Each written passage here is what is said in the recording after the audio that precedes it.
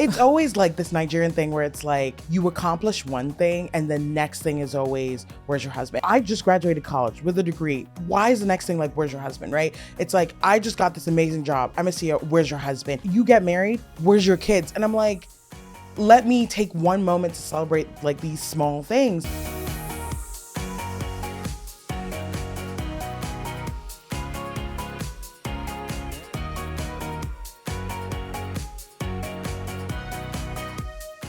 Welcome to the Ask a Matchmaker podcast. I'm your host, Matchmaker Maria, and have I got the most fun guest for you today. But before we introduce her, I want to remind you that this podcast is for everyone, whether you're single, in a relationship, or somewhere in between, you know, those situationships. You'll always find no-nonsense insights here into dating, relationships, compatibility, and love in modern times. And remember, dating is a privilege. If you found your person, that is wonderful, fantastic. I'm so happy for you. But if you're single, which I know a big part of this community is, this space is especially for you. So head on over to matchmakermaria.com, hit podcast, ask your question. We'll feature it in an upcoming episode. My goal is to give you the tools, the insights, and yes, sometimes the tough love that you need to hear to navigate dating with clarity and confidence. I'm so happy to introduce this week's guest, Tega. She's a content creator and political strategist who shares smart, honest takes on culture and relationships online. She first connected with me after reading the book, Ask a Matchmaker, and now you're on the podcast, Ask a Matchmaker. Tega, what a month it's been for you.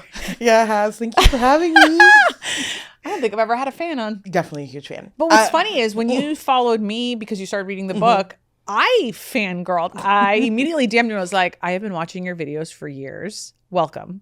Your book kind of changed my dating life, so thank you. Tell me everything. Even. How did you even hear about the book?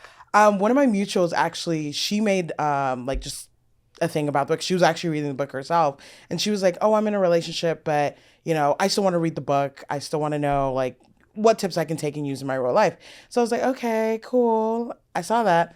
And actually that day when she posted, I went on a date. It didn't work out. It's okay. We move on. And so the next day I was like, I'm going to read this book. If this book does not change my life and the way I'm dating, then maybe I'm doing something wrong. I've tried everything. I need to read this book. So I found it as the audiobook and I started like reading it every night that like I was like cleaning and doing housework around my kitchen, things like that. So yeah, that was pretty much it. And honestly, like, it was refreshing. For the first time ever, I'm reading a book that like really connects to where I am in life, that I've actually like started telling all my friends. I'm like, check it out, check it out, check it out. And one of my friends who's kind of in the same place as I am literally went, I like what I'm getting from this. I'm liking the like tidbits of knowledge that's like validating my experience in dating, because it's not easy in this dating world we have now with like a bunch of apps and how people think we have to interact.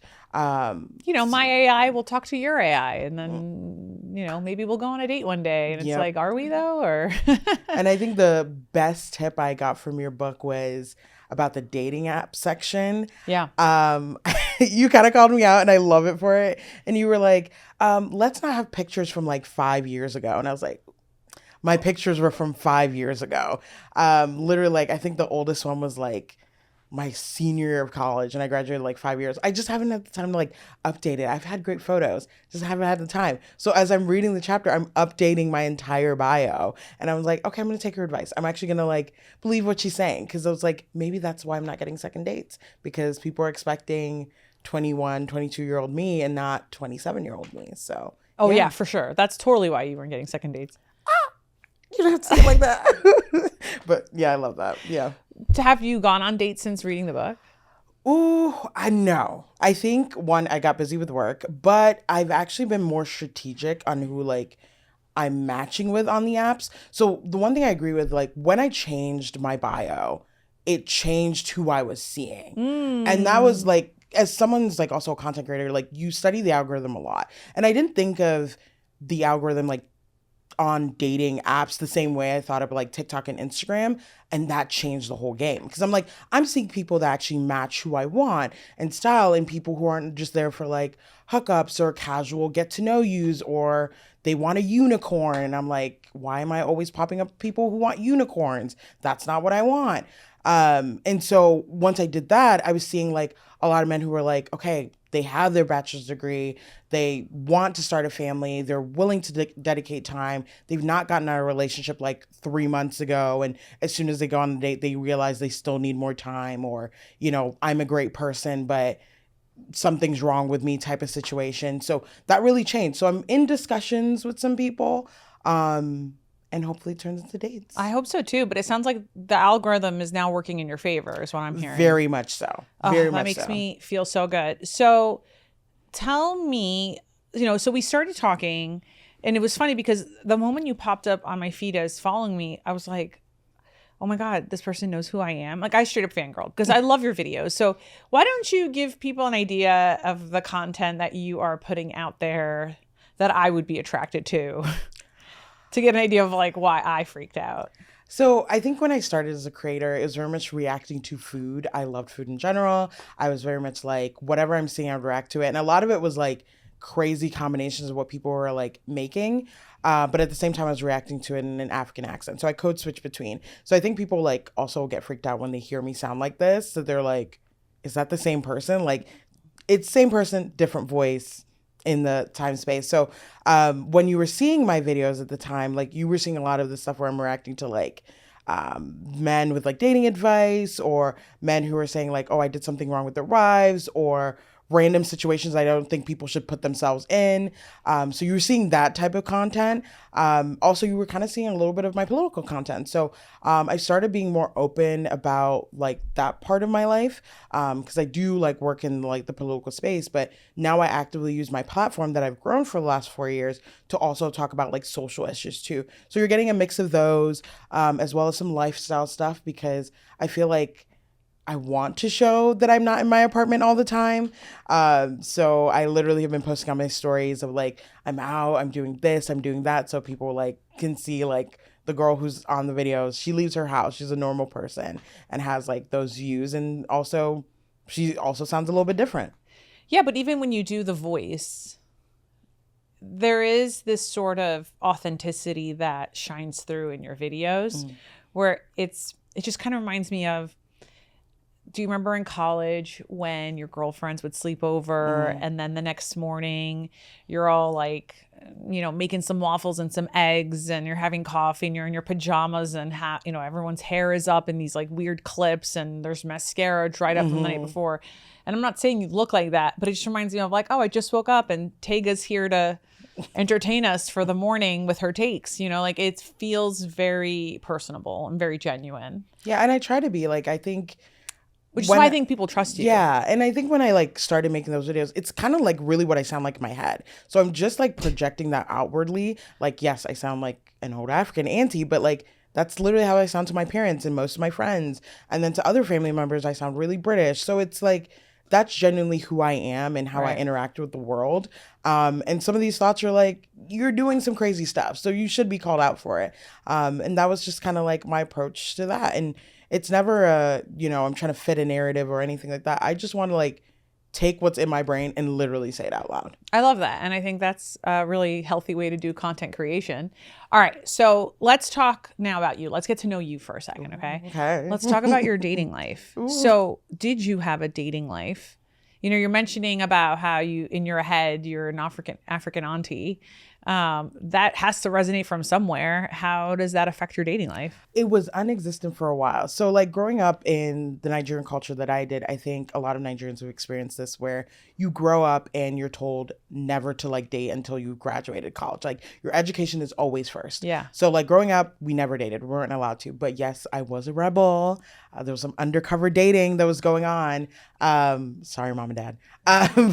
Do you think mom and dad are actually watching this? They most likely will. Aw, hi mama, hi baba. I don't know how to say that in Nigerian. I'm just going to call them their Greek names. Yeah, it's literally like almost that. Yeah. And so went to college, and really like that was my first real experience dating. I did have Where did you go to college? Wayne State in Detroit. So Is that's not a party school? not a party school. It is one of the most diverse colleges in the country, but the parties would have is literally frat parties, and that's like it. And then like there's some house parties mixed in between, but like Yeah. there's literally like the frats would throw the party, and that was kind of it. And a lot of my friend group was like majority like white. So that played a really big factor in like dating for me. Like white or like white but like bilingual White. with an H. White. Very. White. And so I went to college and I was like, okay, I'm gonna like date. Like I have a little bit of freedom. I live in the dorms, and dating was hard. I think it was like I didn't understand like when a guy's like, oh, I like you, they might have an ulterior motive. I think I looked at it as like, oh, they genuinely liked me. But there was a lot of guys who were just like, hey, what you doing? And those 2 a.m. texts, like I thought it was just a genuine like, oh, they're in the library, they want someone to hang out with. I have learned now at this grown age of 27 that's not what it meant. I'm pulling an all-nighter. You want to join in my bedroom? No. So I've learned that, and even now as a creator, it's even harder. I think Well, wait, go back to your parents for a second. You're in college, you finished college. Is their next question after you get your diploma, where's your husband? Yes. It's always weird. I think Textbook. it's always like this Nigerian thing where it's like you accomplish one thing and the next thing is always, where's your husband? And I just had a video, listen to it, where it's like a lot in our culture, like I agree, like having a partner is great, but like I just graduated college with a degree. Why is the next thing like, where's your husband, right? It's like, I just got this amazing job. I'm a CEO. Where's your husband? You get married. Where's your kids? And I'm like, let me take one moment to celebrate like these small things. And so literally when I graduated first one of all my siblings, 2019, right before COVID, best time to date. Literally the immediate thing was like, not even where's my job? It was like, okay, so next up it's going to be your marriage. I remember this day when I got my first apartment by myself. There's a cultural thing that my family does and a lot of Nigerians do. They come and bless like your home or your car or a new object, right? How did they bless it? It was my dad, my uncle, my grandpa, and my mom. They came. They took some like anointing oil, which was like blessed by a pastor. Every doorpost, put anointing oil over it, put it over your head, and put it over important fixtures in your house that like matter, your doors, your windows, whatever. And then in the prayers, they're praying upon my life and saying like all the good things. They're like, and the next big thing will be your husband. I was like, can the next big thing be the next job I have? And I was Is like, this for a rental? This is for a rental. What would... This is for a rental. Got my car, same thing. What is the car one? The car one. Don't tell me it's for every like roll down window. Every roll down window. See, Greek people throw money. We do that in at your weddings. car. Oh, we do that weddings too, weddings. honey. Yeah, But, okay. But like I remember I bought a new car in January. And I rolled up to church because I had a little council meeting, and they were like, "Why are you late?" I'm like, "I bought a car today. My lease was up." And they all went out with their change, and they're like throwing all this change Into your car? into your car. Yeah, It's a blessing, right? it's a blessing. Okay. It's a blessing. Because I feel like in my culture, that might be like someone's trying to do you a little bit. Like I had toll no. money for. Okay. Well, I mean, I have an easy pass, but I had money for the parking meter for about 3 weeks after that because I would just I got to park. Let me. So a car's kind of paying for itself. You ever do that? Oh, you live in New York. You don't have a car.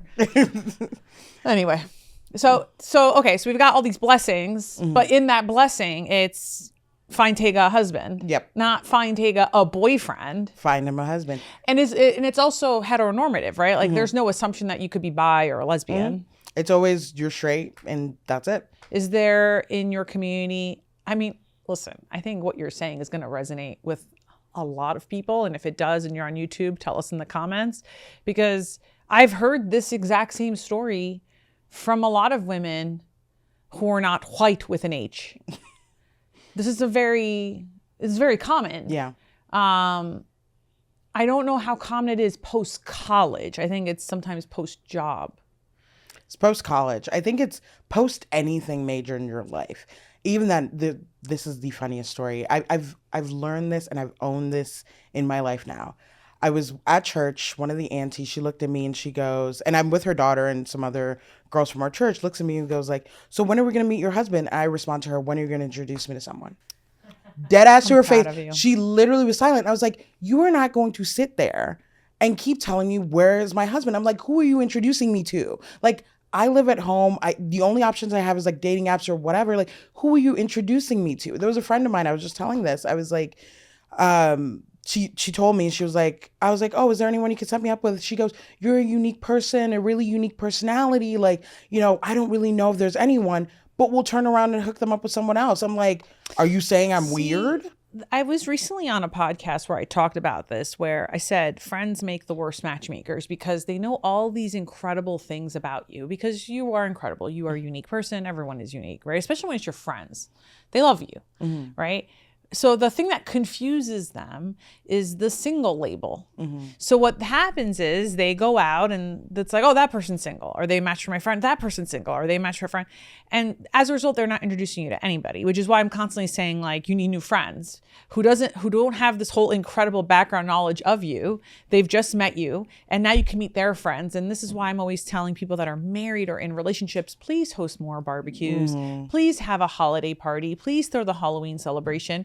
Because this way, your friends who happen to be single at this moment in time can meet your other friends who are currently single at this moment in time, and then they'll figure it out. I don't need you to set them up with anyone. They will figure it out, but you need to give them the opportunity to meet in person. Yeah, I agree. It's hard, even at weddings. Where I am in life, a lot of my friends, majority of my friend group again now is white, are married, engaged, like one's having a wedding next year. And I'm going to that wedding as a single person. Like, I've always been the only Black person there too? Yes, most of the time. But as your point, I've added a lot more friends to my life in the last couple of years. And what I've strategically noticed, or just noticed in general, is that my friends of color are more than willing to find me someone, introduce me to someone, know someone who knows someone, compared to like my white friends. And there's nothing wrong with, different friends in that group, but it's kind of disheartening. And it was a little sad because one of my other friends, who was getting married soon, she introduced her husband's friend to one of my friends, right? They went on a date. Then she's telling me about the date, and she's like, oh yeah, he's not really my type, telling me his whole personality. I'm like, this is my type. Why didn't I get a chance with this person? What was like the main structure around it, right? And again, being one of the only Black friends in that group, or friends of color in that group, because I think it can be really hard. But at the same time, I've learned to adapt to the situations I'm in. And luckily, I have friends of color who are like building me up, introducing me to people. And I think my friends who are majority white are also seeing that the struggle is hard for people of color today. Like, one of my friends met her husband, they're engaged, right? Me, at least now at 27, I've gone at least 100 dates, met with different people, and I still haven't found that person. What city do you live in? Detroit. Can I just give you a really quick pep talk for a second? Okay. I'm ready. You get it, and you get it in real life. Let's hold hands. Okay. Oh my God. You're very far away, and I don't want to miss the mic. I'm on my way. Here we go. Okay. You are only 27. Okay, yeah, you're right. You're a baby. and one day you will look back at this time and be like, I can't believe I was jealous of friends who got married before they turned 27. That's gross. You have a point. Okay. Yeah, you have a point. Okay. I don't need you to be this down on yourself. Thank you. You're a baby. What are you, a child bride? Wait, am I that young? Thank you. You are very young. Thank you. You are very young. But we can at least now start dating with intention from here on. Yeah. Right? I'm but glad. You're very young. Yeah. Like, one day you will look back at this time and be like, I had friends who got married in their mid-20s. Are they okay? I even look back at like my dating in college, and I was like, I've really grown. Even this year, especially, like, I have learned not to settle. That's the biggest thing, is like, I've learned not to settle just for the sake of like having a partner. That was like the most life-changing moment. There was like 2 different men that we were getting to know. It was like a month long. One like literally did not meet my standards at all. But everyone was like, give him a chance, give him a chance, give him a chance.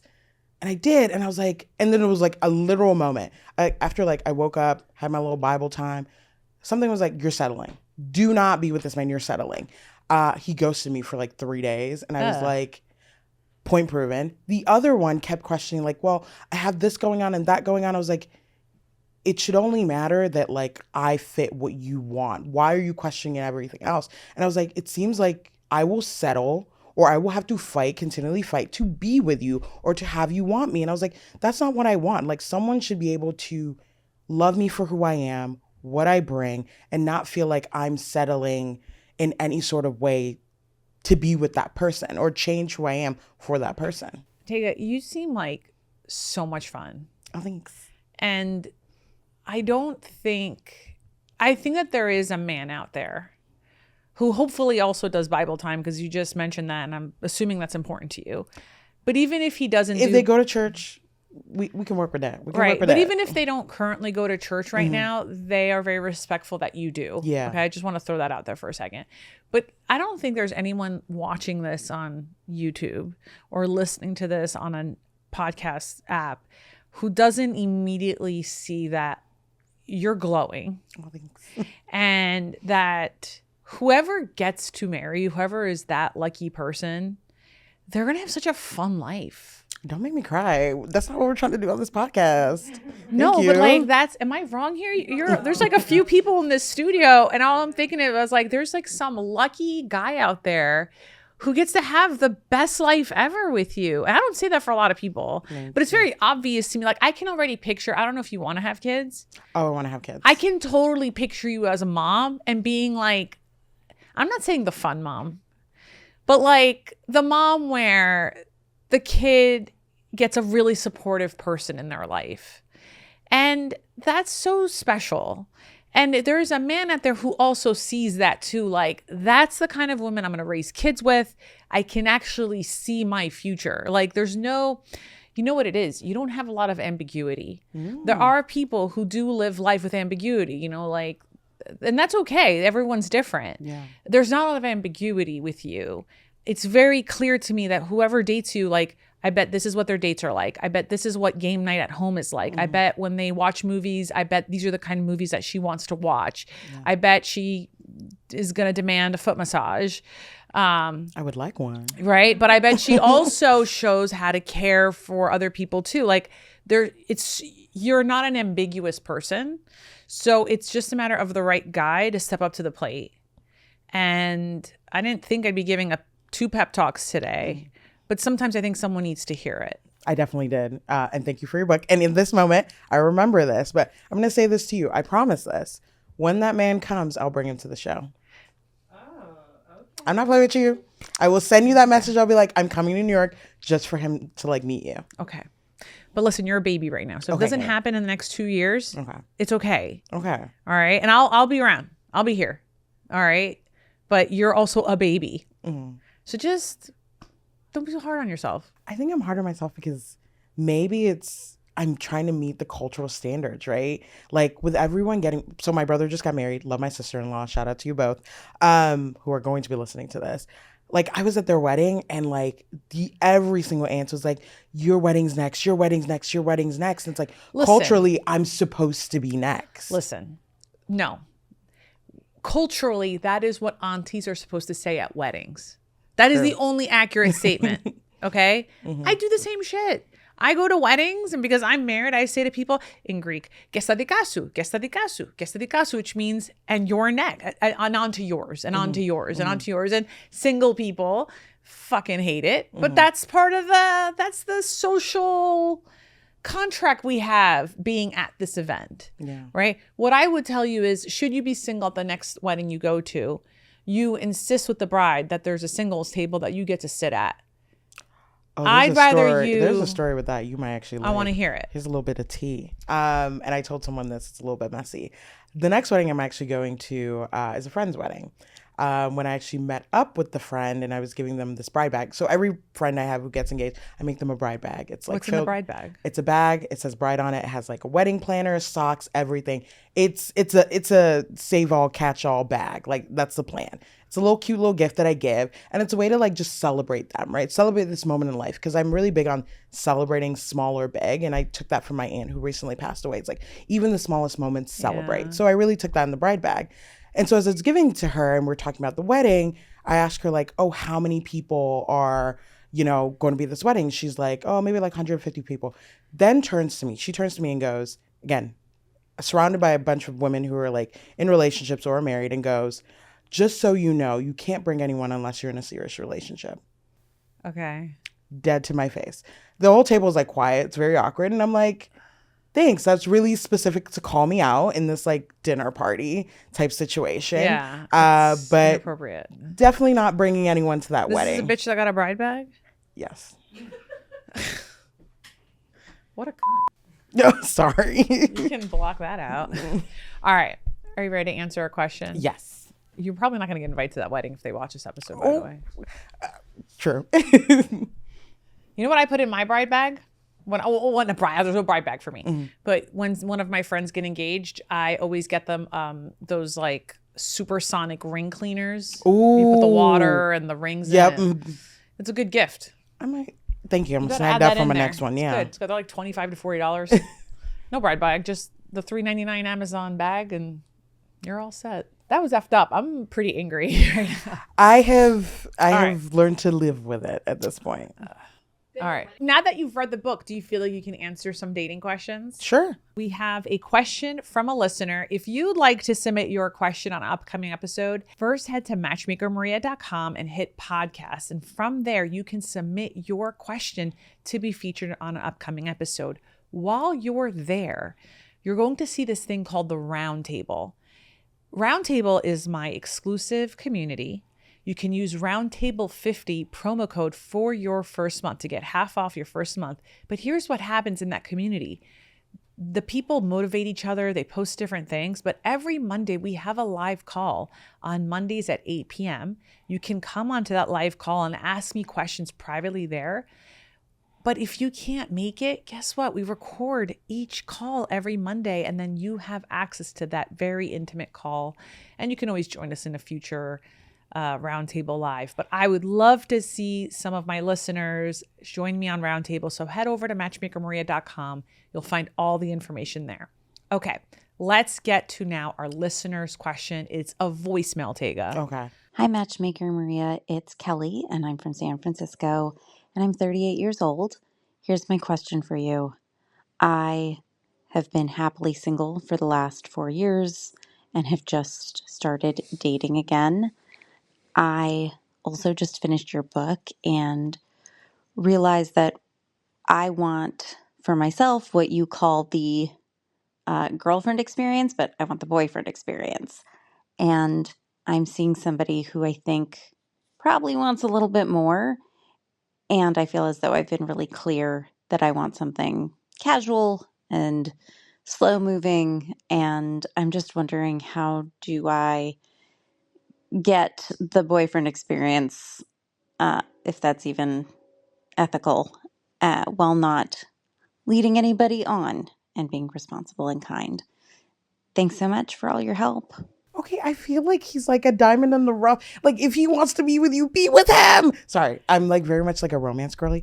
You know what's funny is that to do that experience with someone when you're a woman, you actually become, I hate to say it, but he's probably getting more attracted to you because you're being so elusive. Yeah. That he's like, ooh, and now I get to chase her. Like I want her more because she's not treating me right.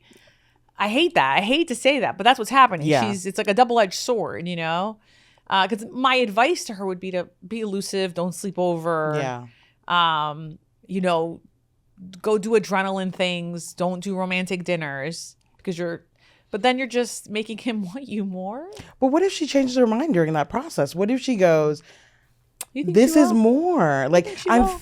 I think she will. Like I want to believe in love and hope. And she's like, okay, I've been single for 4 years and this man is coming in and I'm like, this is what I want. I've realized expectations and reality are completely different things, right? I think as I expected as a creator, I was like, oh, I'm just gonna make a couple of videos, live my life. No, reality is 3.7 million people know who I am. And the reality is people recognize me on the street. Like, even with dating, there's been moments where I was like, okay, the reality of like meeting someone, I went into a date with a guy and I was like, okay, this is not going to work out. I fell for him like real hard. And I think like you might want something that's this experience, and that's okay. And I think your advice is right, but I want you to believe in love and hope and maybe try both. You never know. Because if you get to a point where you're like, I'm seeing that this is more than just a boyfriend experience, why not go for it? If that's the case, then she needs to not talk to him for like a week. Ooh. Okay. So that way to see, like, do you miss him? Is this someone that you, I think at the end of the day, you have to ask yourself, and these are great questions to ask yourself post a date or a first date or a second date with someone, which is, can you be yourself around them? Did you feel safe and comfortable around them? And are you curious about them? Because if you ask these 3 questions and the answers are yes, then I would hope at some point the connection is enough that you would want to date, especially that first part. Can you be yourself around them? I think what's happened is that she is quoting something from one book, my book, that really belongs, I think, on a different page, which is that she's trying to do a hoe phase. Oh, yeah. But with the same person. And you can't do that because then you're confusing them. Yeah. I don't know if it's ethical or unethical. Men do this to us all the time. Yeah. So, my feelings are, yes, romance. I do agree with Tega here. I think Tega reacts, I think was a good reaction here, which is like, ooh, I hope you fall in love with them. But also the reality is that if you don't think that's a possibility, you have to stop seeing them. Yeah. Don't leave them on. I've been in that situation where I've been led on. Like, I went in thinking like I wanted this guy to be my boyfriend. Okay, little college story, which I kind of regret now. He was aloof, okay? But he was a tree I wanted to climb. Let's go with that. It was a journey. He was like this 6'7" swimmer. Was he Nigerian? No. Oh. He was white from Ann Arbor. Oh, he was white. Well, I mean, when you said swimmer. Yeah. So he was very tall. And I was like, okay, this is someone I've never approached before. Wait, how tall are you? I'm 5'9". Oh, okay. Yeah. But wait, I'm still short compared to him. No, you're not. Compared to him, yes. Yes. Yeah. So with that being said, I met up with him and I thought the discussion was getting to know each other for a relationship. So the first date, like, it seemed like an actual date. Second date seemed like an actual date. You went on a second date with this guy? We went on a second. We went on a third. We went on a fourth. And I'm like, okay, this is good. And he's like, yeah, no, I wanted something casual. Like, literally met your parents. And he wanted something casual. See, he's gross. So I've been there. It sucks. I've experienced that being led on. And I think if I knew like beforehand that he didn't want what he wanted, I wouldn't have approached him. But he wanted that, didn't tell me that, and led me on to the point where, again, I met his parents. That's gross. Yeah. He's gross. Don't introduce your parents to people that you have no intention of dating. Like, that's gross. Yeah. Ew. Because one day he will introduce his parents to that person, and even his parents are going to be like, okay, like, I don't know. I attempted to introduce a partner to my parents. Disappointed. It didn't work out. We ended like 2 weeks later after that. And in my culture, You met his parents in the first 2 weeks? I met his parents 2 months. What was this, at a swim meet? No, at his brother's graduation party / 4th of July celebration. Yeah. And then he met my mom. Tega. And now we're here. No. And now we're here. Still single. Are you going to tell your 3.7 million followers about the book? Yes. Please go and read it. It changed my life. It should change yours. And it's definitely helping me navigate dating a little bit differently. And the one thing I'm really happy about is Maria gave me hope that even though I'm young, learning and making mistakes, that these tips will help me find the person I'm looking for. And the day will come where I'll introduce you to that person. I can't wait to meet them. Oh my God, me too. They're going to be the luckiest person on the planet. Thanks. I'm telling you, you glow, and I'm just so excited I'm excited for him.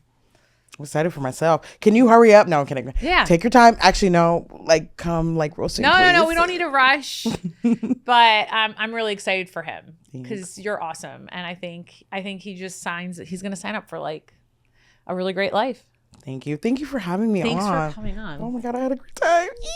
And thank you so much for listening to today's episode. Be sure to subscribe, leave a comment on YouTube, and share with a friend. And don't forget to follow Tega. She is hilarious on Instagram and TikTok. TikTok's like your big place. Big place. But I'm growing everywhere else. I'm going to start a Substack talking about my life and pop culture things. And my podcast will be coming soon.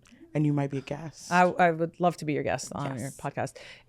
So everything is Tega Reacts. Everything's Tega Reacts. Well, I'm going to include a link on the show notes. So go check out Tega. And if you've yet to, go buy my book. It's called Ask a Matchmaker. Matchmaker Maria's No-Nonsense Guide to Finding Love. And I just know that Tega, she's going to do it. She's a baby, but she's going to do it. Be lovable, but more importantly, be likable. See you next week.